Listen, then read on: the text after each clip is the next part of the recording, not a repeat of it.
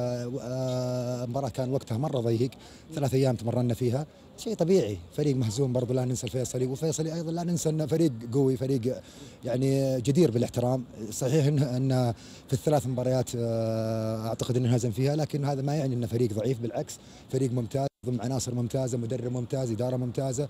إن شاء الحمد لله قدرنا اليوم أن نثبت أن نادي الرائد المباراتين اللي لعبها كانت يعني الحمد لله مباراتين اقدر اقول تحضيريه للدوري.